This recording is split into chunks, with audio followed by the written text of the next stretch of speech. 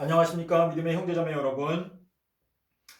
저는 오늘 이 시간에 마태복음 3장 1절에 있는 말씀을 시작으로 해서 2022년도에는 저희가 광야로 가서 엘리야를 만날 수 있는 해이다 라고 하는 제목으로 여러분께 말씀을 드리겠습니다.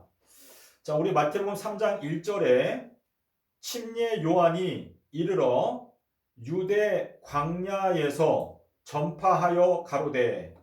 자, 여기 광야라고 하는 단어가 나오는데, 이 광야에서 침례 요한이 외칠 때에 사람들은 그 침례 요한을 보기 위해서 광야로 나갔습니다.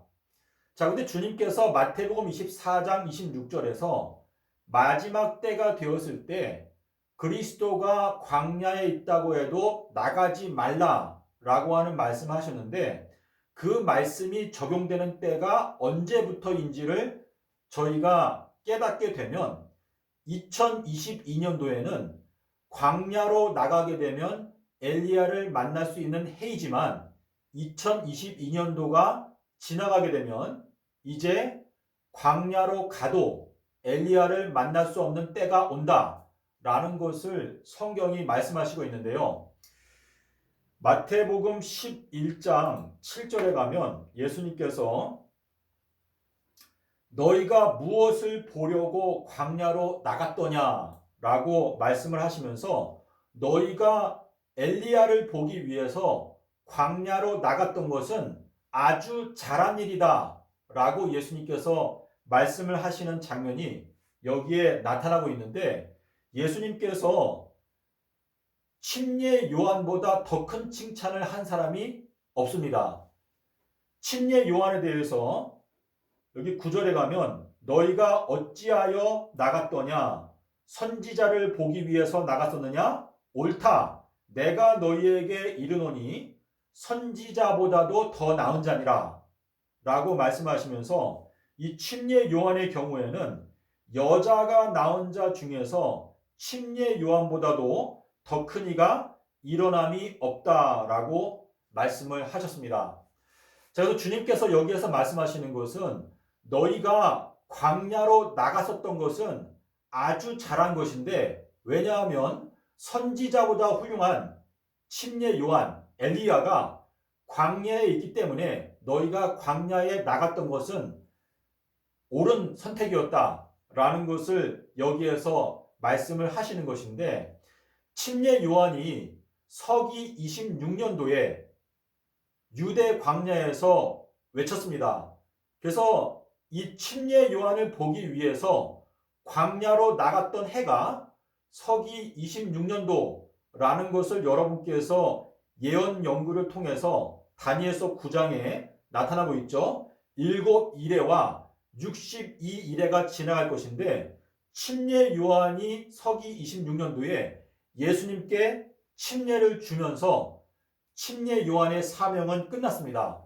그래서 7일에 62일에 483년의 끝이 서기 26년도라는 것을 여러분께서 에스라 7장 9절과 13절을 통해서 알 수가 있는데, 이 서기 26년도에 침례 요한이 광야에 있었고, 그 침례 요한을 보기 위해서 광야로 나갔던 것은 매우 잘한 일이다 라는 것을 예수님께서 여기에서 말씀을 하시고 있는데, 마태복음 24장에 가면 예수님께서 이 마지막 때에 대해서 경고하시면서 너희가 광야로 또는 골방에 있다고 해도 믿지 말라 라고 하는 말씀이 마태복음 24장 26절에 사람들이 너희에게 말하되 보라, 그리스도가 광야에 있다 하여도 나가지 말고 골방에 있다 하여도 믿지 말라.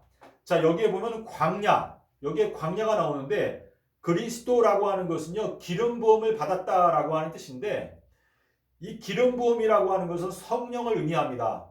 그래서 예수님께서 초림 때에 예수님께서 그리스도, 기름 부음을 받으신 자라고 하는 뜻인데, 주님께서는 이 마지막 때에는 만민에게 기름을 부어주겠다라고 하는 약속이 있는데, 그 만민에게 기름을 부어주시기 전에 먼저 이제 엘리야를 먼저 보내셔서 엘리야에게 기름을 붓고 엘리야가 한 알의 겨자씨라고 표현이 되어져 있는데 엘리야가 와서 광야에서 외치게 되는 시점이 있는데 그 광야에서 외치는 그 시점이 2022년도라고 하는 것을 여러분께서 깨달아야 2022년도에는 우리가 엘리야의 기별을 듣고 엘리야의 그 메시지를 함께 전하기 위해서 일어날 수 있는 용기가 생기는 것이고 사실상 2022년도가 지나게 되면 이제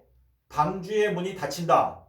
계시록 11장 3절부터 6절에 보면 하늘을 닫아서 비가 오지 못하게 한다 라고 말씀을 하셨거든요.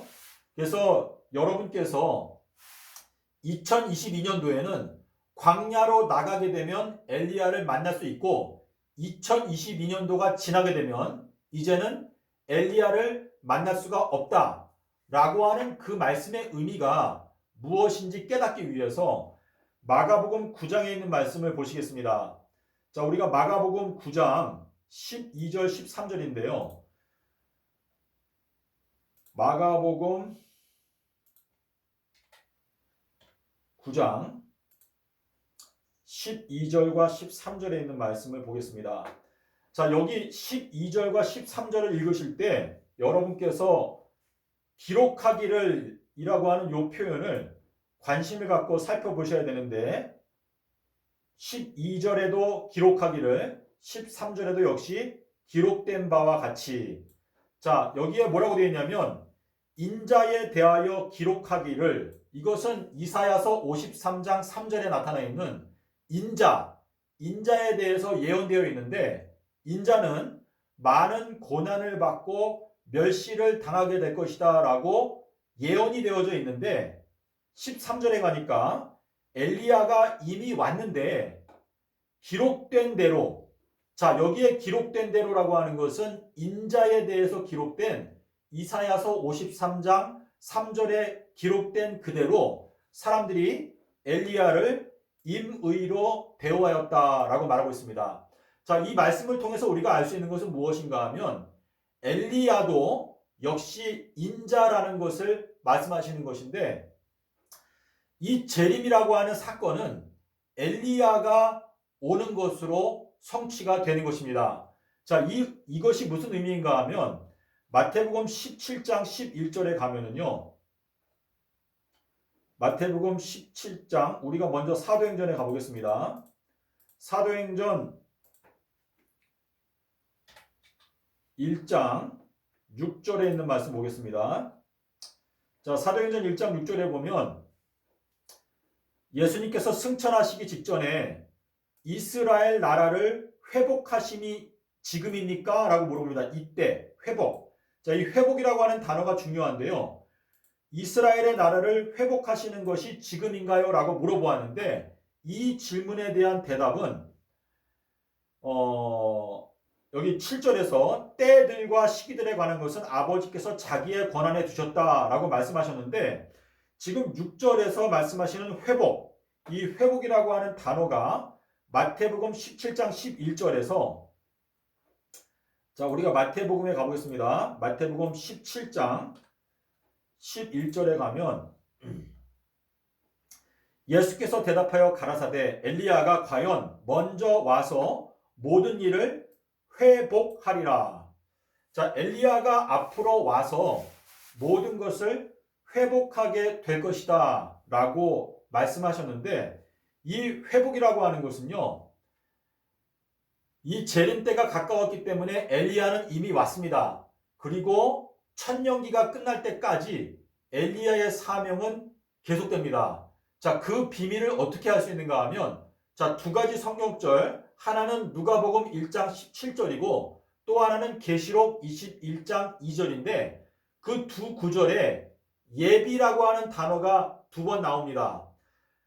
누가복음 1장 17절에서 가브리엘이 엘리야의 사명은 주님을 위한 백성을 예비하는 것이 엘리야의 사명이다 라고 말했습니다.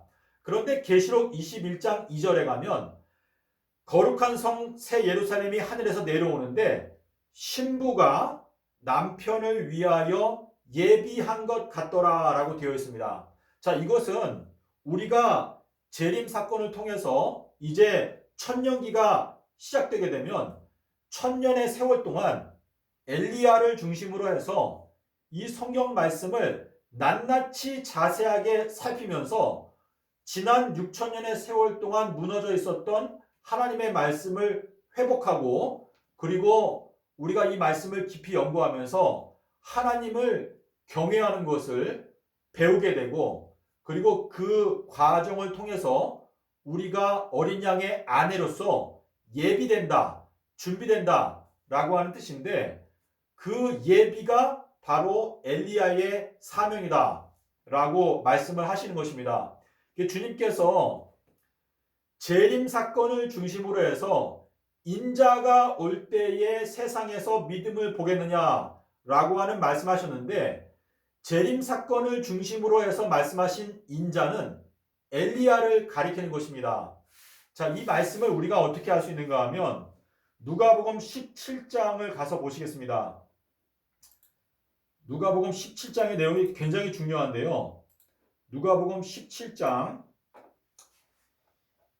22절에 자, 여기에 보면은요. 제자들에게 이르시되, 자, 지금 주님께서 말씀하시는 대상이 누구인가가 중요한데, 재림전 7년의 기간이 있죠. 이 7년 중에서 이 전반부는 예수님의 12 제자들, 12 지파, 14만 4천인들을 중심으로 하는 사건이고, 후 3년 반은 셀 수 없이 많은 무리, 이방인들 중에서 나오는 믿는 자들을 의미합니다. 그래서 여기 22절에서 제자들에게 이르시되, 때가, 여기 때라고 하는 것은 원어 성경을 보면 날들이라고 되어 있습니다. 날들.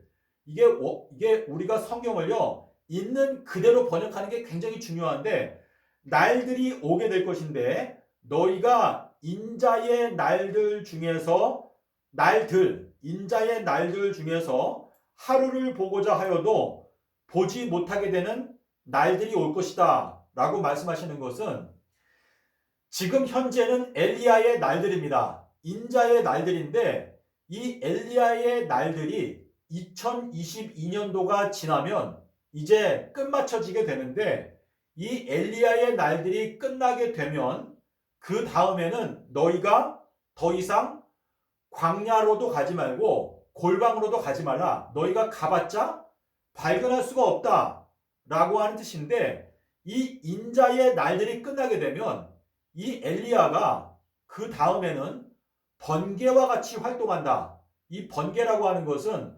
동편에서 번개가 번쩍했다가 서편까지 비춘다 라고 하는 말씀이 있는데, 여러분께서 에스겔서 1장을 읽어보시게 되면 네 생물에 대한 이야기가 나옵니다.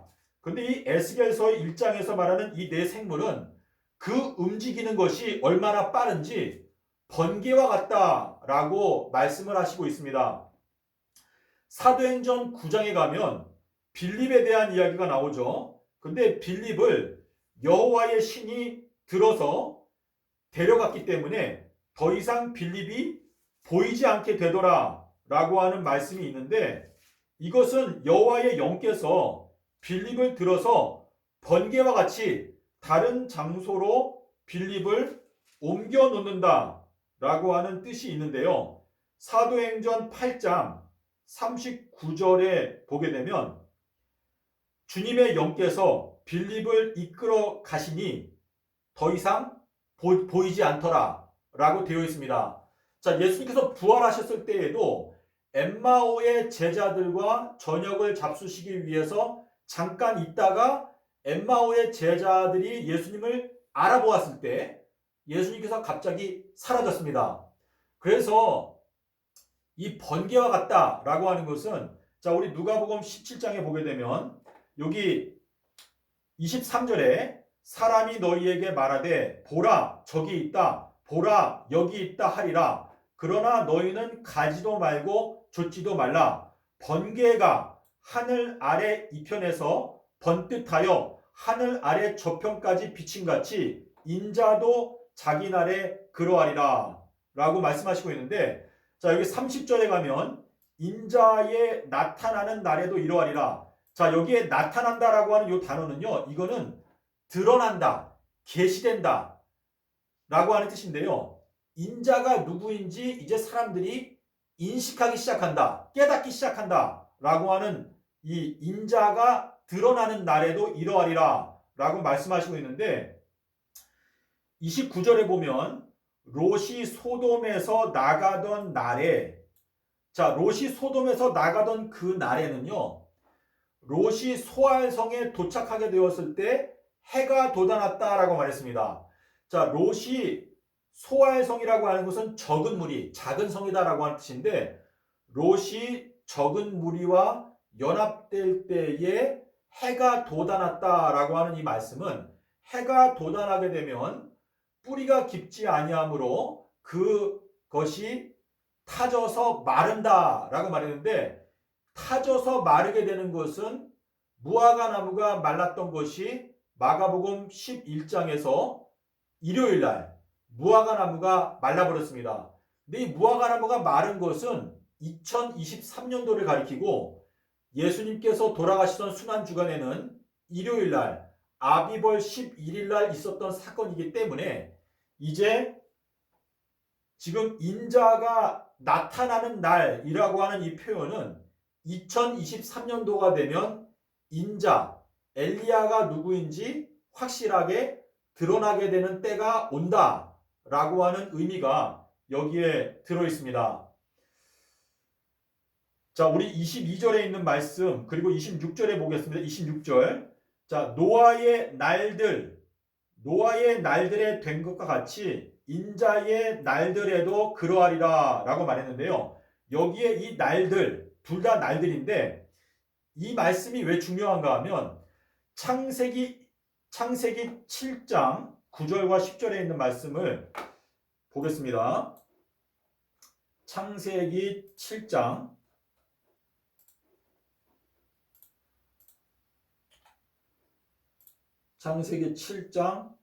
9절과 10절. 하나님이 노아에게 명하신 대로 암수 둘씩 노아에게 나와 방주로 들어갔더니 7일 후에 홍수가 땅에 덮이니. 자, 이 내용을 보게 되면 노아가 방주에 들어갔습니다. 그리고 7일 후에 홍수가 땅에 덮였다라고 말하고 있는데, 저희가 계시록을 살펴보게 되면 계시록에서 하나님께서 이 세상을 심판하실 때 3분의 1, 3분의 1, 3분의 1이라고 하는 표현이 나옵니다. 이것은 에스겔서 5장 12절에도 보면 3분의 1, 3분의 1, 3분의 1 이렇게 나오는데, 주님께서 이 마지막 때 기독교인들에 대한 심판은 2026년도에 기독교에 대한 심판이 계시록 9장 15절의 말씀을 통해서 심판이 내려지고, 그리고 마지막 끝에 가서 이제 7 재앙을 통해서 마지막 심판이 종결이 되는데, 이 내용은 스가랴서 13장 8절 9절에 있는 말씀을 여러분께서 보시면 이 땅 3분의 1을 하나님께서 먼저 멸하시고 나머지 3분의 1을 용광로에 던져놓고 금과 은을 정련하는 것처럼 정련하겠다라고 말씀을 하셨습니다. 그래서 지금 여기에 보게 되면 노아가 방주에 들어간 다음에 문이 닫히고, 그 다음에 7일이 지나가는 동안에 7일이 지나간 다음에 홍수가 온다라고 되어 있는데, 지금 이 재림 때에는 이 7년 기간 동안 이 7년을 평소보다 7배가 뜨거운 풀무불이다 라고 표현하고 있고, 이때가 바로 추수 때다라고 예레미야서 5장 24절에서 말하고 있는데, 지금 신천지인들이 추수 때에 대해서 많이 이야기를 하거든요.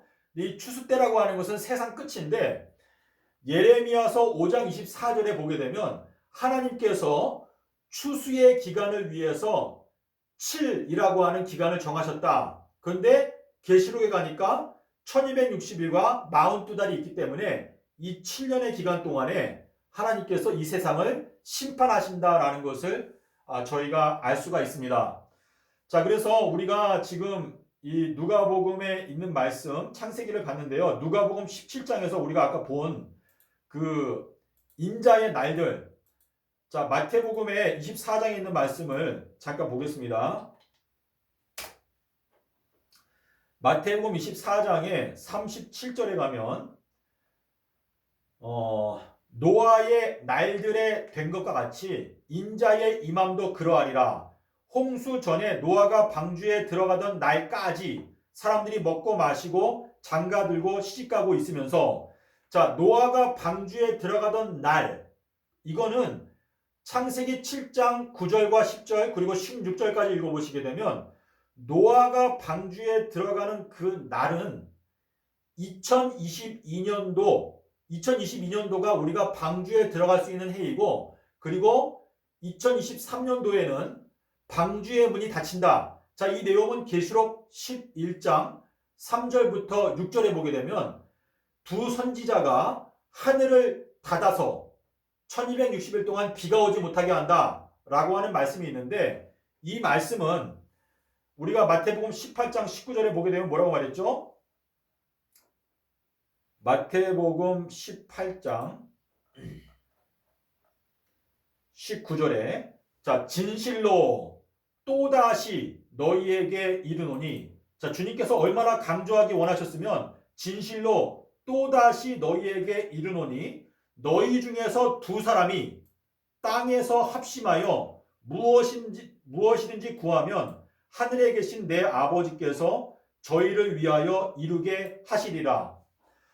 자, 여기 주님께서 두 사람이 땅에서 합심해서 하나님 아버지께 구하게 되면 아버지께서 그들을 위해서 이루게 하신다 라고 말씀하셨는데, 누가복음 4장 25절에 엘리야 당시에 3년 6개월 동안 비가 오지 않았다 라고 하는 말씀을 하시고, 야고보서 5장 17절에도 엘리야는 우리와 성정이 같은 사람이었지만 그가 하나님께 간절히 기도했을 때 하늘이 닫혀서 1260일 동안 3년 6개월 동안 비가 오지 않았다. 자, 그런데 그 똑같은 이야기가 계시록 11장 6절에 두 선지자가 하늘을 닫아서 1260일 동안에 비가 오지 못하게 한다 라고 예언하고 있습니다. 물론 아모스 8장 11절에 가면 이것은 물이 없어서 가람이 아니고 양식이 없어서 주림이 아니고 하나님의 말씀을 듣지 못한 지갈이다 라고 하는 말씀이 있습니다. 그럼에도 불구하고 예수 그리스도의 증거, 예수님께서 우리에게 하시는 약속, 하나님을 믿으니 또 나를 믿으라 라고 예수님께서 말씀하셨는데, 이 마지막 때에 엘리야가 얼마나 마음이 답답했으면 이 온 이스라엘 민족이 다 우상 숭배에 빠진 것을 보고 주님, 나 혼자 남았는데 저의 목숨도 찾고 있습니다 라고 표현을 했는데요. 지금 여기에 보면 예수님께서 진실로 또다시 너희에게 이르는데, 너희 중에서 두 사람이 합심해서 하나님께 기도하게 되면 하나님 아버지께서 그들을 위해서 이루시겠다. 자, 그래서 저는요, 이 약속의 말씀을 믿고 저희가 이 마지막 때 현 기독교회를 깨울 뿐만 아니라 이 세상 전체를 경고하기 위해서는 하나님의 능력이 나타나야 하는데 1260일 동안 비가 오지 않게 해달라고 기도하고 있습니다. 여러분께서 함께 기도하시기를 바랍니다. 3년 6개월 동안 비가 오지 않게 될 때 이방인들, 우상숭배하는 사람들, 무신론자들, 그들이 하나님의 말씀이 살아있다는 것을 배우게 될 것이고, 예수님 앞에 나와서 회개하고 영생으로 들어갈 수 있다면 3년 6개월 동안 비가 안 오는, 이것이 실제적으로 비가 안 오는 그러한 역사가 일어나게 될 때 많은 사람들이 주님께 돌아오고, 이 하나님의 말씀이 살아있다 라는 것을, 무슬림들이 코란경을 믿지만 코란경에는 예언이 없습니다. 그런데 이 성경에는 예언이 있습니다. 그래서 우리가 무슬림들을 주님 앞에 돌이키기 위해서 3년 6개월 동안 비가 오지 않게 해주십시오 라고 간절히 기도하는 것은 꼭 필요한 기도 제목이다 라고 저는 생각을 합니다. 자, 그러면 저희가 누가복음에 있는 이 누가복음 13장에 있는 원어 성경에 있는 말씀을 제가 소개를 해드리고, 이 누가복음 13장이 대단히 중요한데 번역이 제대로 안 돼 있어요. 누가복음 13장 32절에, 자 우리 32절에 가면, 자 예수님께서 뭐라고 말씀하셨냐면, 보라. 자, 이 보라라고 하는 게 중요하죠. 보라라고 하는 건 깨달아 알라라고 하는 뜻인데, I cast out demon. 내가 귀신들을 쫓아내고, 그리고 cure, 그리고 병자들을 고치는 것을, 자, 여기 658. 자, 이게 가장 중요한 것인데, 여러분 이거 꼭 기억하십시오. 자, 이게 뭐냐면, 내가 병자들을 고치고, 내가 귀신을 쫓아내고, 병자들을 고치는 것을 내가 어떻게 하겠다? 완료하겠다. 자, complete. 완성하겠다, 완료하겠다, 끝마치겠다 라고 한 뜻인데, 그게 언제예요? Today and tomorrow. 오늘과 내일은 내가 귀신들을 쫓아내고 병자들을 고치는 것을 내가 완료하겠다라고 말했습니다. 자, 그래서 이것은 주님께서 우리에게 그분의 계획을 딱 말씀하신 것인데, 베드로후서 3장 8절에서 주께는 천년이 하루와 같고 하루가 천년과 같은 이 한 가지 사실을 잊지 말라라고 말씀을 하셨거든요. 그래서 여기에서 말씀하시는 오늘과 내일은 2000년을 말하는 것입니다. 자, 2000년을 말하는 것인데, 이 예언이 어떻게 성취가 되는가? 이 2000년이 애누리가 없는 딱 정확하게 2000년이라는 것을 저희가 달력을 통해서 확인할 수가 있는데, 자, 그 내용은, 자, 여기 calendarhome.com이라고 여기 유대력을 확인할 수 있는 달력이 있거든요. 자, 여기에 가서 우리가 보게 되면 예수님께서 정확하게 2000년 동안 이 서기 30년 4월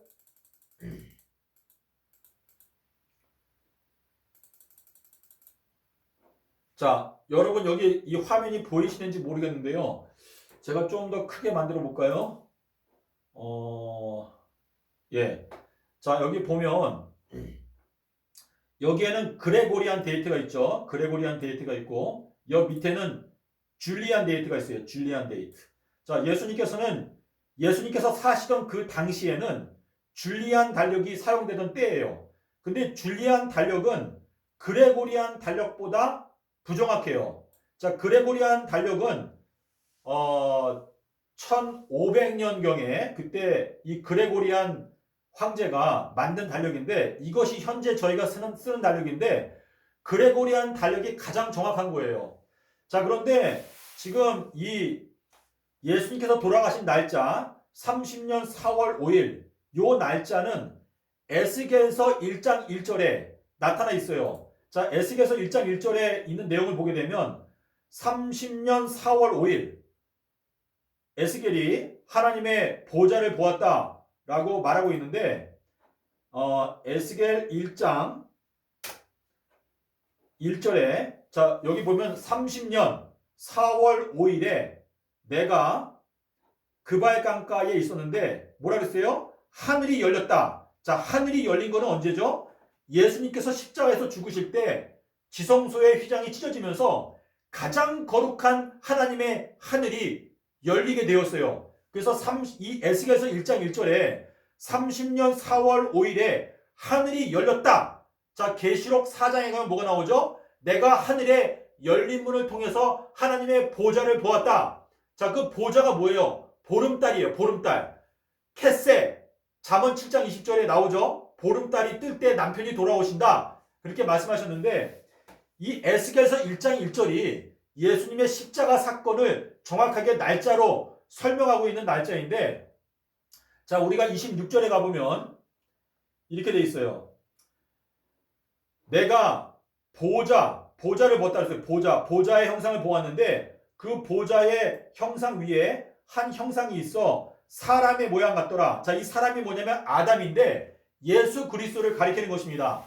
그래서 에스겔이라고 하는 이름의 뜻은 하나님께서 강하게 하실 자라고 하는 뜻입니다. 그래서 에스겔 1장 1절은 예수님의 십자가 사건을 정확하게 날짜로 설명해 놓은 이 진리의 비밀인데, 자, 우리가 여기 달력에 보니까 율리우스 달력 30년 4월 5일 날 예수님께서 십자가에서 죽으셨는데, 자, 이 당시에는 율리우스 이력을 썼지만 가장 정확한 달력 그레고리안 달력으로 30년 4월 3일이라고 되어 있죠. 자, 30년 4월 3일인데 여기에서 2000년을 더하게 되면 2030년 4월 3일입니다. 자, 근데 2030년 4월 3일이 정확하게 2000년이 끝나게 되는 날짜인데, 그 날짜가 마지막 예언 도표에서 69번의 윤달이 끝나는 날짜입니다. 자, 그거를 우리가 살펴보게 되면, 자, 우리가 2030년에 가보겠습니다. 자, 2030년에 가면, 자, 2030년 4월 3일이 맞죠? 자, 근데 요 밑에 오게 되면 뭐라 되어 있어요? 베다르. 자, 요거는 마지막 달, 13번째 달, 29일. 요게 연말 마지막 날짜인데, 요 연말 마지막 요 날짜가 69번의 윤달이 끝나는 날짜입니다. 그래서 우리가 다니엘서 9장에 가면, 다니엘서 9장에 있는 말씀을 봐야 되는데, 여러분께서 제가 드리는 설명이, 다니엘서를 먼저 보겠습니다. 다니엘서 9장 25절을 가서, 다니엘서 9장 25절에 가면, 자, 여기 이렇게 돼 있어요. 기름 부음을 받은 자 왕이 일어날 때까지 7일에와 62일에가 지나갈 것인데, 그 곤란한 기간 동안에 성이 건축되어서 성벽, 자, 여기 거리라고 그랬죠? 이게 원어 성경을 보면 어떻게 되냐면 성벽과 거리가 건축된다. 자, 성벽이라고 하는 것은 계시록 21장 17절에 보면 성벽의 두께가 144규빗이다. 이 144규빗은요 14만 4천을 나타내는 거예요. 그래서 성벽은 14만 4천인들을 나타내고, 그 안에 거리, 이 거리라고 하는 것은 히브리어로 라합이에요. 라합이라고 하는 것은 셀 수 없이 많은 무리를 말해요. 넓은 광장, 엄청나게 많은 사람이 들어갈 수 있는 넓은 광장을 뜻하기 때문에, 여기에서 말하는 게 뭐냐면 7과 62일에가 지나가는 동안에, 다시 말해서 69 윤달이 지나가는 동안에 성벽과 거리의 건축이 끝난다 라고 하는 뜻인데, 제가 여기 달력에서 보여드린 2030년 4월 3일, 자, 2000년이 꽉 차게 되는 마지막 날짜, 요 날짜가 바로 69 윤달이 끝나는 마지막 날짜인데, 요 날짜에서 성도들이 부활하게 되는 것입니다. 자, 이 성도들이 부활해야 되는 것에 대해서 여러분께서 이해가 잘 안 가시면 서기 30년 4월 5일, 그리고 그레고리안 달력으로 4월 3일 날 예수님께서 십자가에서 운명하실 때 무덤 속에서 잠자던 의인들이 부활하였습니다. 그래서 그것이 이 마지막 재림 때에는 2030년 4월 3일을 가리키고 있는 것입니다. 자, 그래서 누가복음 13장 32절이 중요한데요. 지금 이 누가복음 13장 32절에서 내가 귀신들을 쫓아내고 병자들을 고치는 것을 내가 오늘과 내일 완료하겠다. 자, 주님께서 오늘 있다가 내일 아궁이에 던져지는 들풀. 자, 주님께서 마태복음 6장에서 내일 일은 내일 염려하고 한날 괴로움은 그날이 족하다. 주님께서 제자들에게 때들과 시기들에 관한 건 너희가 알 필요가 없다. 왜냐하면 제자들은 오늘에 살던 사람들이기 때문에 내일에 사는 사람들이 걱정하면 되는 것이니까, 너희들은 오늘에 살고 있으니까 첫 번째 천년기에 살고 있는 너희들은 때들과 시기들에 관해서는 너희가 몰라도 된다 라고 말씀을 하신 것인데, 마태복음 16장 3절 4절에서 주님께서 바리새인들과 사두개인들에게 너희가 어찌하여 날씨는 분별할 수 있으면서 어찌하여 때들은 분별하지 못하느냐 라고 책망을 하셨습니다. 그래서 때들을 분별하는 것은 우리가 꼭 해야 되는 것인데, 제자들의 경우에는 회복, 재림이라고 하는 그 회복이라고 하는 사건은 내일 아궁이가 있는, 풀무불이 있는 내일 존재하는 사건이기 때문에 제자들 너희들은 몰라도 괜찮다.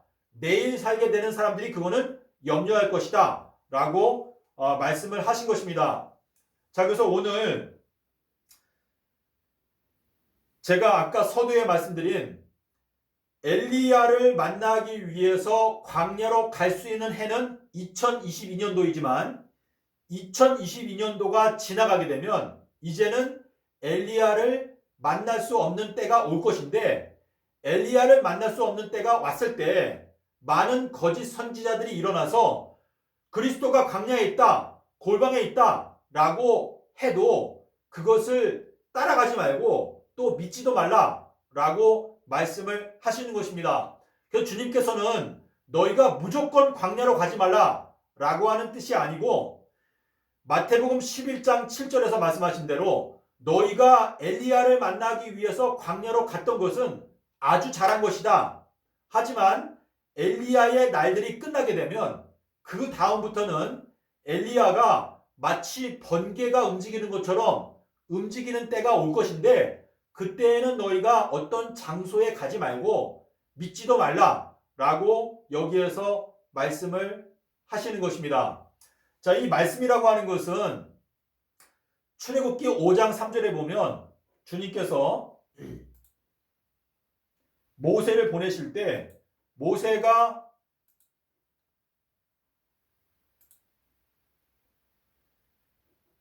출애굽기 5장 3절에서 우리가 광야로 3일길을 가겠다 라고 하는 그 말은 예수님께서 요한복음 2장 19절부터 21절에서 너희가 이 성전을 헐어버려라, 내가 3일 동안에 건축하겠다 라고 하는 말씀하셨는데, 이 건축이라고 하는 것은 다니엘서 9장 25절에서 말씀하시는 성벽과 거리가 건축된다. 근데 이 성벽과 거리는 모퉁이 돌 위에 예수님의 십자가 사건 위에 건축이 되는 것인데, 주님께서 십자가 사건부터 3000년 동안 새 예루살렘을 건축을 하시는데, 다니엘서 9장에 있는 그 말씀, 그리고 다니엘서 8장에 있는 말씀을 연구하게 되면 1844년부터는 이제는 69번의 윤달이 지나가는 동안에 성벽과 거리가 건축이 될 것이다 라는 것을 말씀을 하시는 것입니다.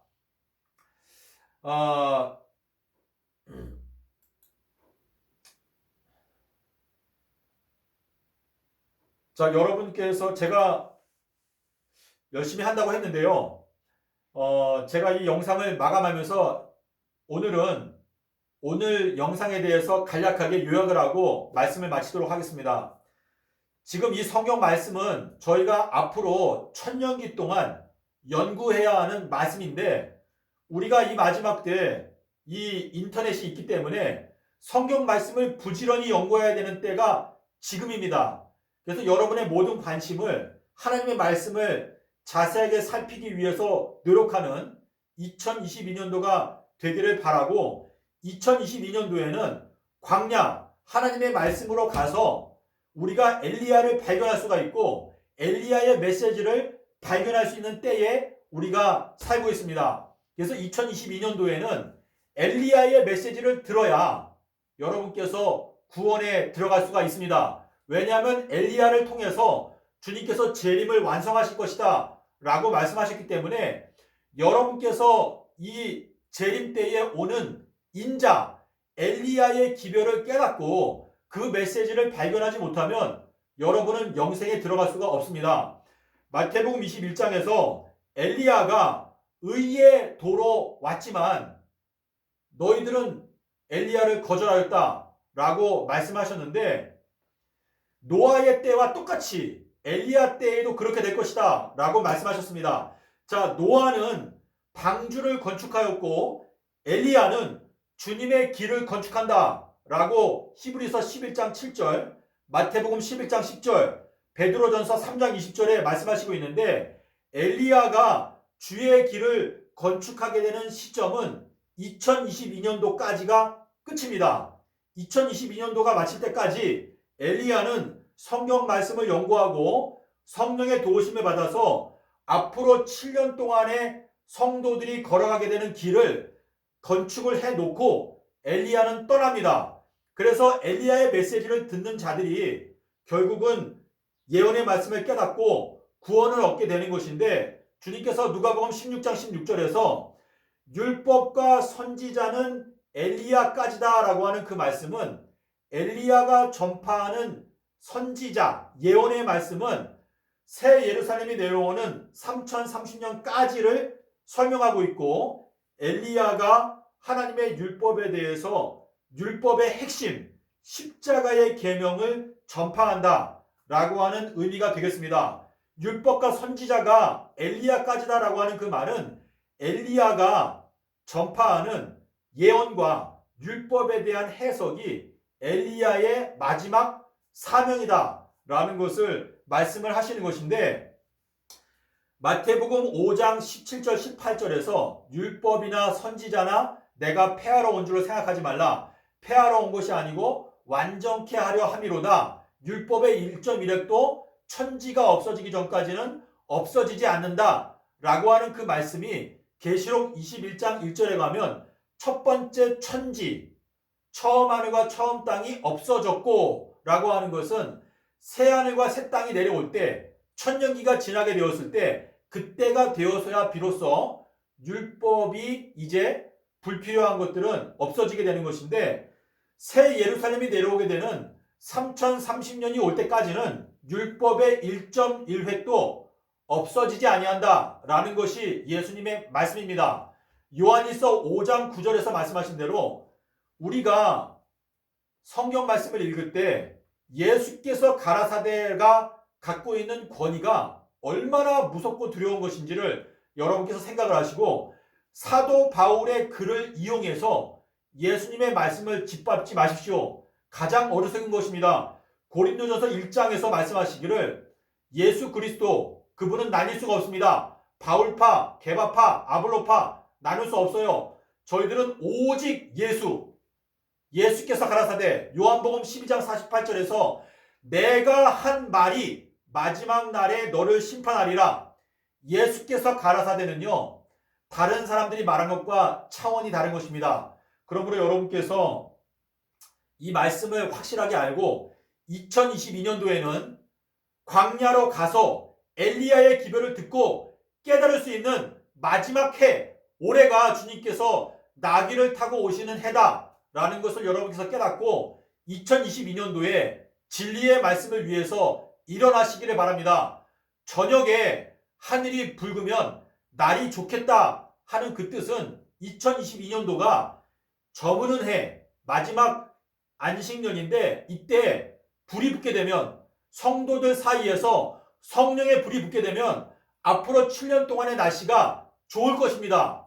하지만 우리가 올해 성령의 불을 붙이지 못하게 되면 결국은 우리가 가는 길은 아주 험난하게 될 것을 예수님께서 경고하셨습니다. 하나님의 나라는 저절로 되는 것이 아니고 하나님과 우리 인간의 전적인 헌신이 연합해서 이루어지는 것이라고 믿습니다. 부디 여러분께서 용기를 내고 저희가 라오디게아 교회의 상태를 벗어나서 뜨겁게 주님을 섬기기 위해서 날마다 노력하게 되시기를 바랍니다. 감사합니다.